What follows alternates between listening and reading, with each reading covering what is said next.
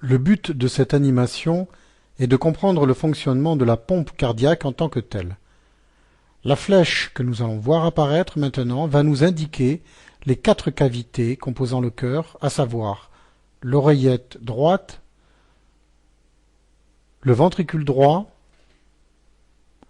le ventricule gauche et enfin l'oreillette gauche. La flèche survole maintenant l'artère pulmonaire en blanc, permettant le transport du sang du ventricule droit vers le poumon, et la crosse de l'aorte en rouge destinée à transporter le sang du ventricule gauche vers l'ensemble des organes du corps. Comme nous venons de le voir, le cœur est constitué de 4 cavités presque similaires. Le ventricule droit et l'oreillette droite étant moins volumineux que l'oreillette gauche et le ventricule gauche qui sont indiqués ici par la flèche bleue. Pour mieux comprendre le passage du sang à l'intérieur des différentes cavités cardiaques, supprimons virtuellement le ventricule gauche et l'oreillette gauche pour ne garder que le ventricule droit et l'oreillette droite, matérialisés ici par les sacs en gris. Imaginons que le sang pénètre dans une oreillette.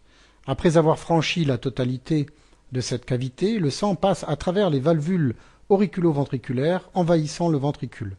Nous voyons ici au ralenti, en rouge, le sang passant de l'oreillette vers le ventricule. Les valves auriculo-ventriculaires, de couleur marron, laissent passer le sang à l'intérieur du ventricule gauche, où il s'accumule avant d'être chassé par l'intermédiaire d'une artère. Ici, la flèche bleue remplace le sang et matérialise son passage à travers les valvules auriculo-ventriculaires. Revoyons maintenant ce cycle cardiaque à un rythme normal, puis au ralenti. 1. Remplissage de l'oreillette.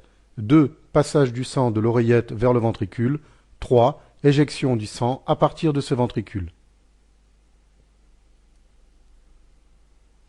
Sur un schéma en 2 dimensions, nous pouvons maintenant visualiser globalement le remplissage des 2 oreillettes, droite et gauche simultanément, puis celui des 2 ventricules, droit et gauche, et enfin l'éjection du sang vers l'extérieur du cœur.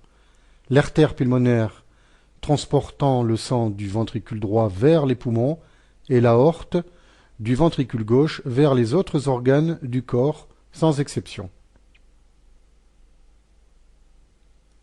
Le schéma fixe nous indique en violet l'artère pulmonaire au départ du ventricule droit et en rouge l'aorte au départ du ventricule gauche.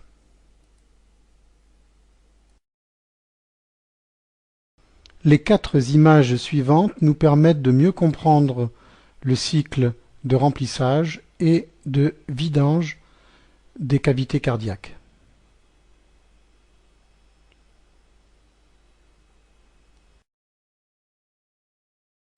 D'une façon plus réaliste, revoyons maintenant en détail le cycle cardiaque à un rythme normal, puis à un rythme très ralenti, ce qui permet de mieux comprendre le passage du sang à travers les différentes cavités du cœur.